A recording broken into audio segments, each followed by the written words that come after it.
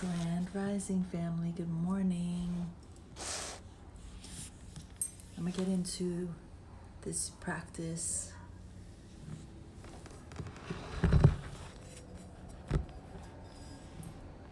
Good morning family. We're getting into this meditation, so let's go.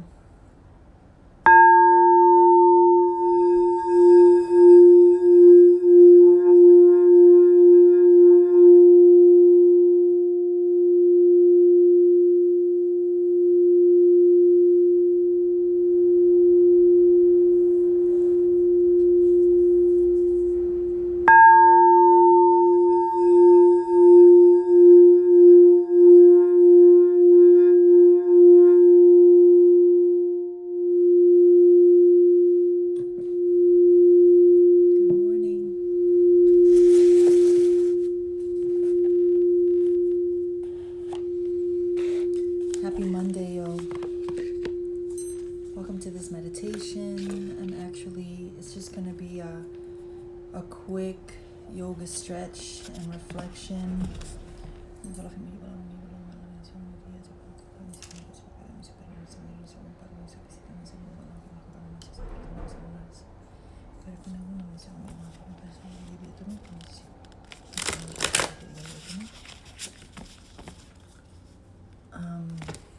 Maferefun Maferefun Ochossi, Maferefun, madre Oya Yansa, quita tu hija, Oggun Arere, bendicio, Maferefun, Ochun, Maferefun, Maferefun, Chango, Maferefun, Osun, Maferefun, Maferefun, Maferefun, Baba, quita tu hija, pidiendo la bendición, pidiendo la gracia que te Dios.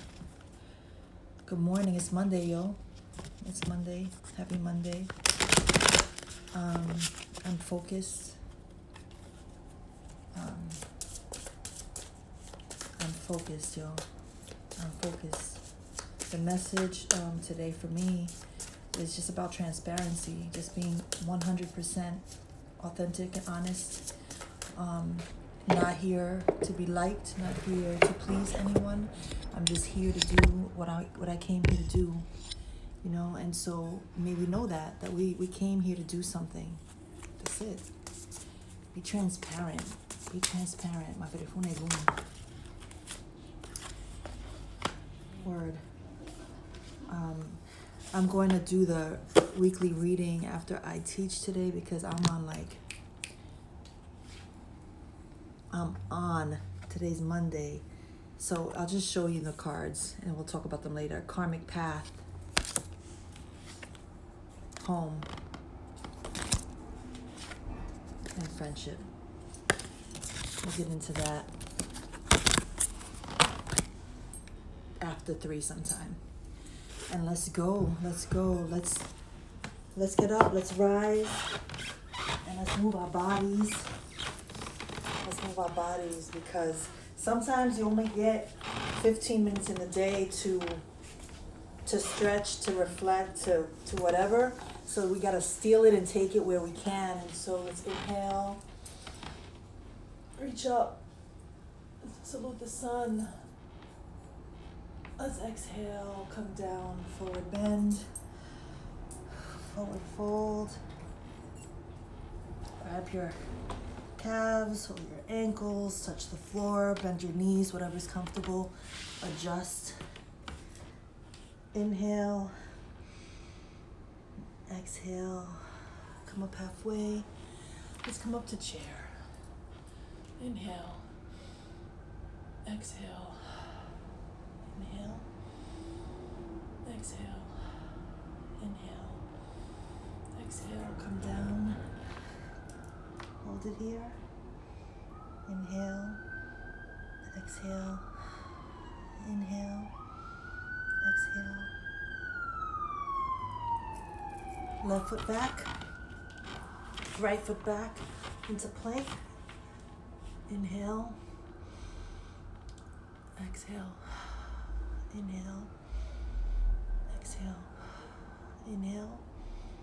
Exhale. Knees down.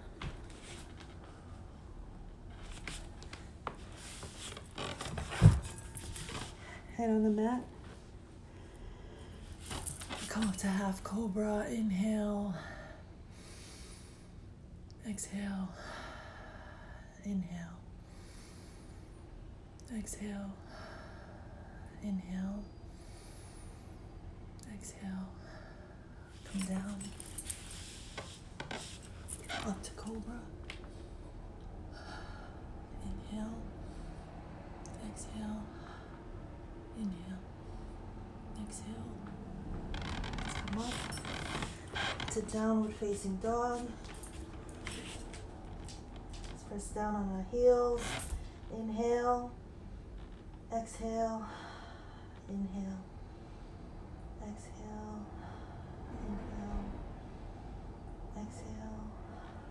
Let's walk up to our hands or jump to your hands. However's comfortable. Let's hang here.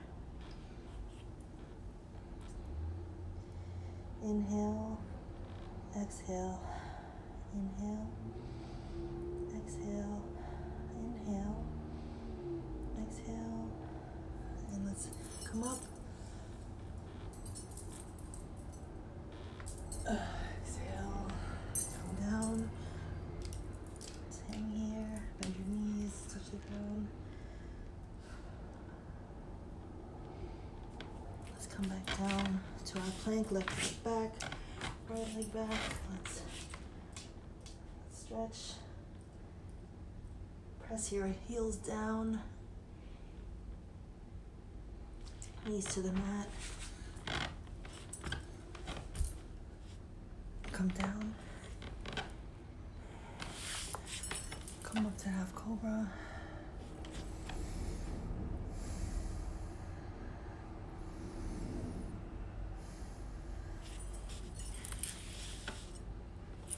Let's come up to table.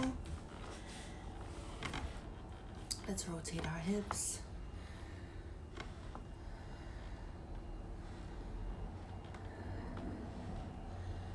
The opposite way. And let's come down to child's.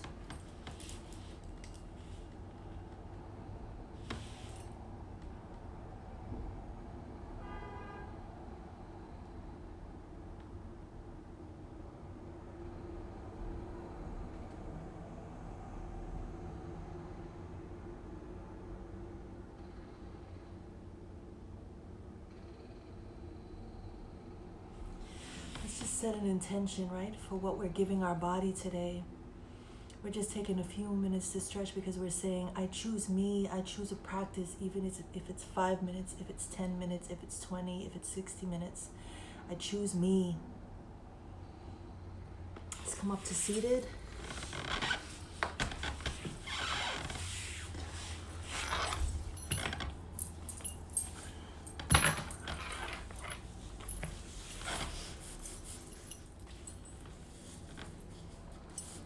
Stretch.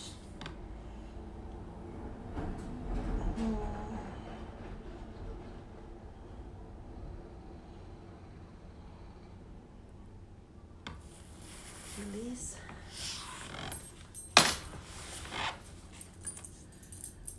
Right knee up, left arm around your right knee, left arm behind your back. Inhale, exhale, inhale. Exhale. Let's look over our shoulder. Inhale. Exhale. Inhale. Exhale. Release.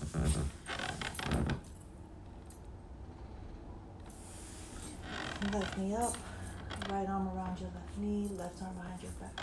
And let's inhale. Exhale. Inhale. Exhale. Look over your left shoulder. Inhale. Exhale. Inhale. Exhale. Let's come up to seated. Fold our legs.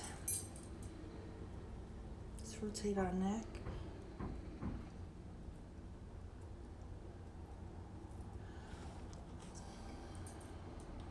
Inhale.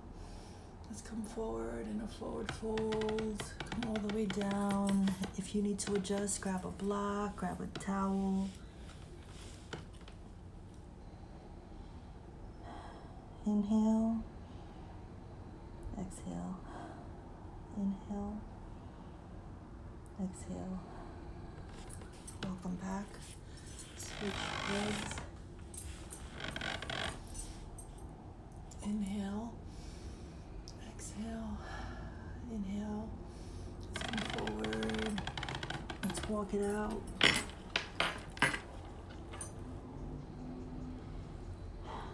Inhale. Exhale. Inhale. Exhale. Let's walk it back. We'll stretch.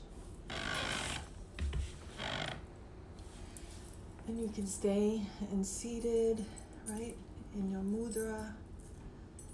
Or you can lay in corpse and let's just chill. I'm going to read for a few minutes from All About Love by Bell Hooks and get this day started because I teach at 1. But I wanted to honor my day 8 of showing up to the mat for however long. And so let's just set an intention for this day, for our practice, for what we want to call forth, how we want to move.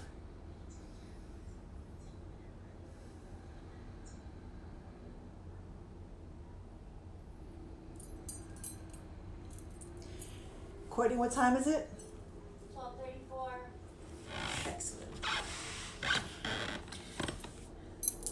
Can you set a timer for me for like 15 minutes?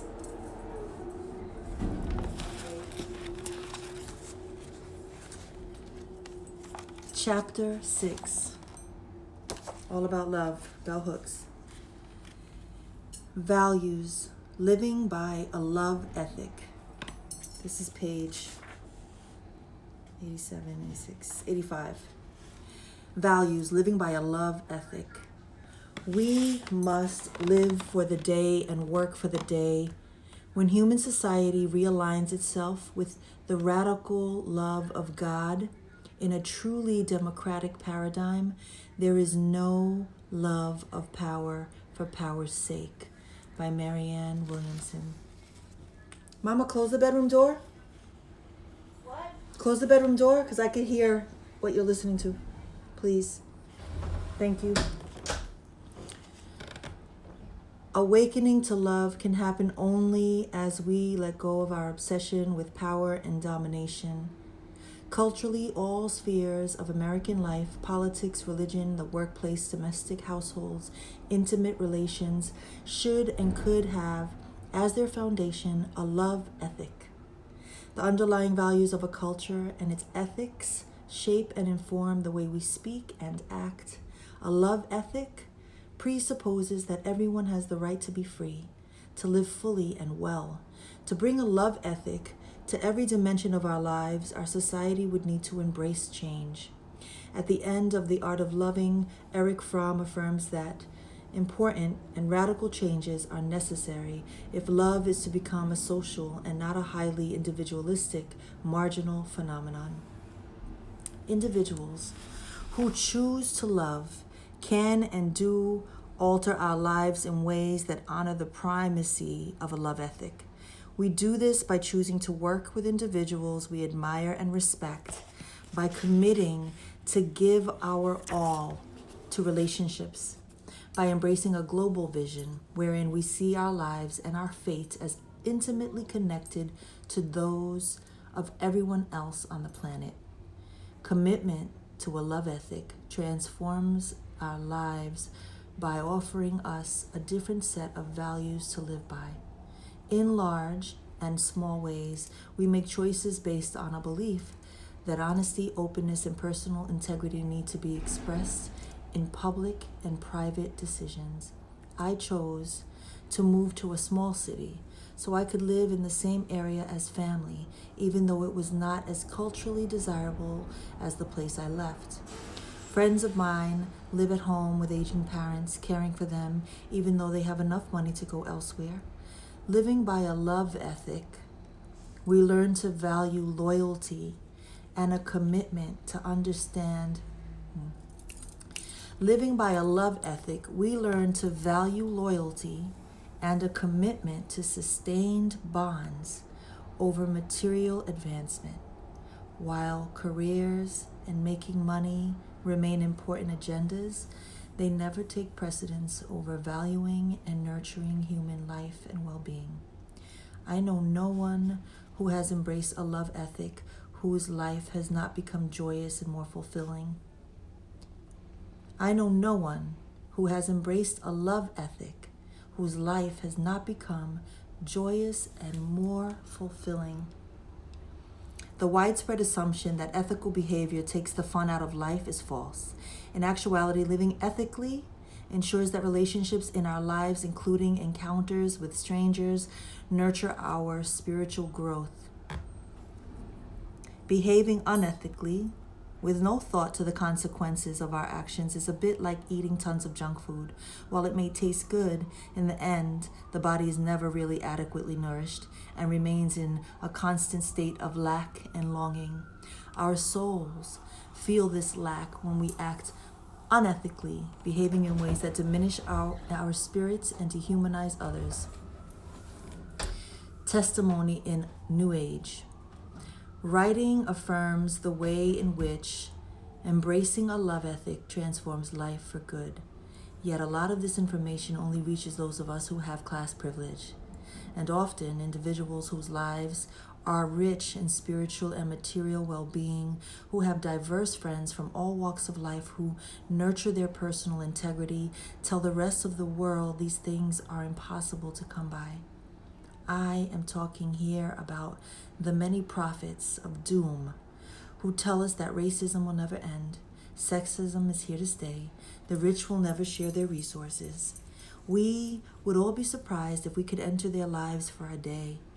Much of what they are telling us cannot be had, they have. But in keeping, much of what they are telling us cannot be had, they have.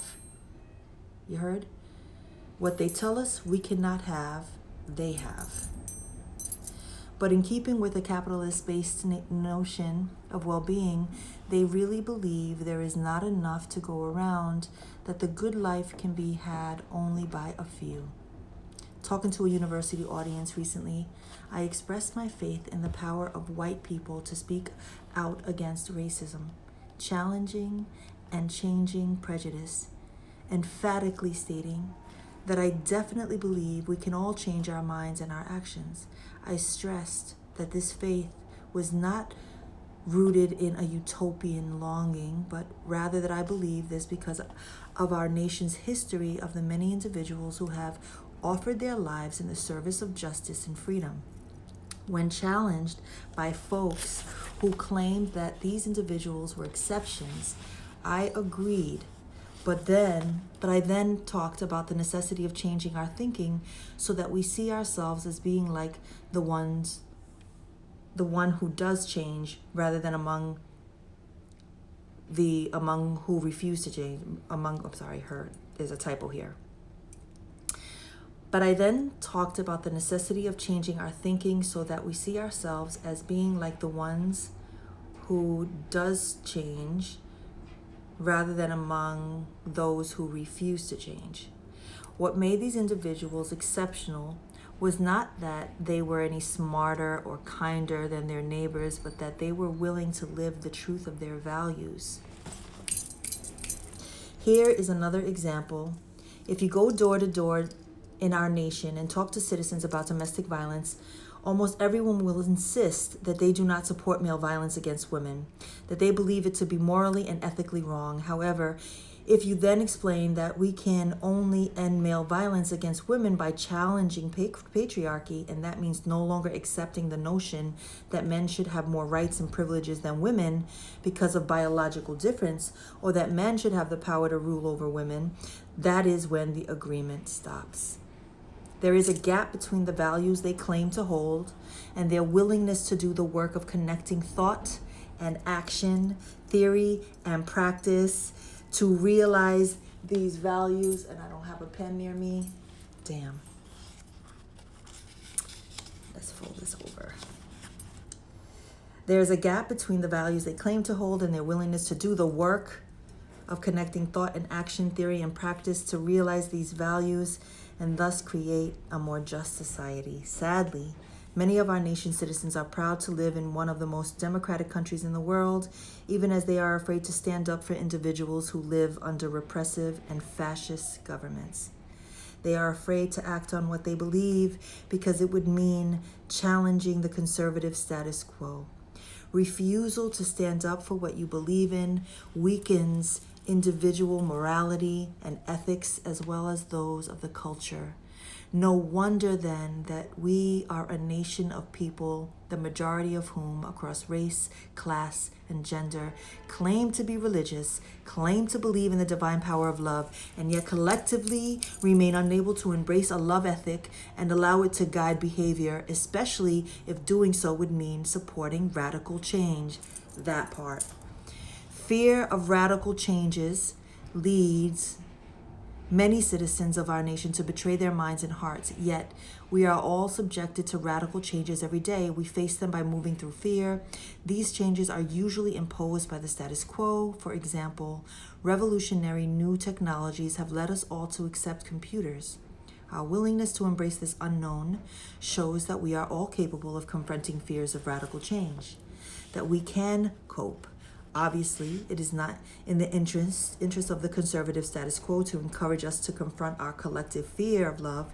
An overall cultural embrace of a love ethic would mean that we would all oppose much of the public policy conservatives condone and support. Society's collective fear of love must be faced if we are to lay claim to a love ethic that can inspire us and give us the courage to make necessary changes. Writing about the changes that must be made, Fromm explains, society must be organized in such a way that man's social, loving nature is not separated from his social existence, but becomes one with it. If it is true, as I have tried to show, that love is the only sane and satisfactory response to the problem of human existence, then any society which excludes relatively the development of love must in the long run perish of its own contradiction with the basic necessities of human nature. Indeed, to speak of love is not preaching, for the simple reason that it means to speak of the ultimate and real need in every human being, to have faith in the possibility of love as a social and not only exceptional individual phenomenon is a rational faith based on the insight into the very nature of man. Faith enables us to move past fear. We can collectively regain our faith in the transformative power of love by cultivating courage, the strength to stand up for what we believe in, to be accountable both in word and deed. I am especially fond of the biblical passage in the first epistle of John, which tells us, "There is no fear in love, but perfect love casteth out fear, because fear hath torment. He that feareth is not made perfect in love." From childhood on this passage of scripture From childhood on, this passage of scripture has enchanted me. I was fascinated by the repeated use of the word perfect. For some time, I thought of this word only in relation to being without fault or defect, taught to believe that this understanding of what it means to be perfect was always out of human reach, that we were of necessity essentially human because we were not perfect, but were always bound by the mystery of the body, by our limitations. This call to know a perfect love disturbed me. It seemed a worthy calling, but impossible. That is, until I looked for a deeper, more complex understanding of the word perfect, and found a definition emphasizing the will to refine. Suddenly my passage was illuminated. Love as a process that has been refined, alchemically altered as it moves from state to state, is that perfect love that can cast out fear. As we love, fear necessarily leaves. Contrary to the notion that one must work to attain perfection, this outcome does not have to be struggled for. It just happens. It is the gift perfect love offers. To receive the gift, we must first understand that there is no fear in love, but we do fear, and fear keeps us from trusting in love. Cultures of domination rely on the cultivation of fear as a way to ensure obedience. In our society, we make much of love and say little about fear, yet we are all terribly afraid most of the time. As a culture, we are obsessed with the notion of safety, yet we do not question why we live in states of extreme anxiety and dread. Fear is the primary force upholding structures of domination. It promotes the desire for separation, the desire not to be known. When we are taught that safety lies always with sameness, then difference of any kind will appear as a threat. When we are taught that safety lies always with sameness, then difference of any kind will appear as a threat. When we choose to love, we choose to move against fear, against alienation and separation. The choice to love is a choice to connect and to find ourselves in the other. Since so many of us are imprisoned by fear, we can move toward a love ethic only by the process of conversion. Philosopher Cornel West states that a politics of conversion restores our sense of hope. A politics of conversion. Calling attention to the pervasive nihilism in our society, he reminds us nihilism is not overcome by arguments or analyses. It is tamed by love and care. Any disease of the soul must be conquered by a turning of one's soul. This turning is done through one's own affirmation of one's worth, an affirmation fueled by the concern of others. I'll read that one more time. Philosopher Cornel West states that a politics of conversion restores our sense of hope. Calling attention to the pervasive nihilism in our society, he reminds us nihilism is not overcome by arguments or analyses. It is tamed by love and care. Any disease of the soul must be conquered by a turning of one's soul. This turning is done through one's own affirmation of one's worth, an affirmation fueled by the concern of others, for all of us. In an attempt to ward off life-threatening despair, more and more individuals are turning toward a love ethic. Signs that this conversion is taking place abound in our culture.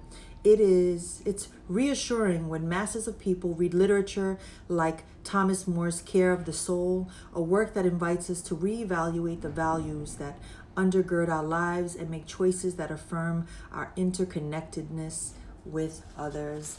I'm going to stop there because that's the turning of, what is that line again? Turning of one's soul. Hello. Family, that's our reading for today. We pick up tomorrow, page 94, all about love. I'm going to get all about this class, all about my elder writers. Let's close out.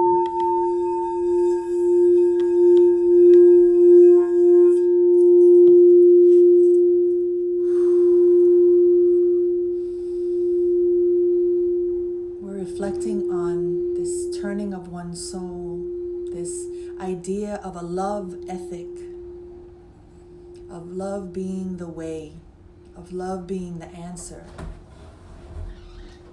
I receive that.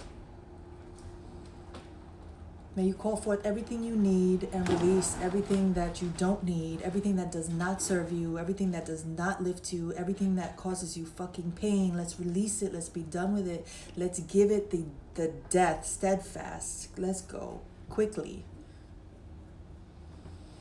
Inhale everything that you need, all the strength, firmeza, positivity, that higher vibration, right? Receive it.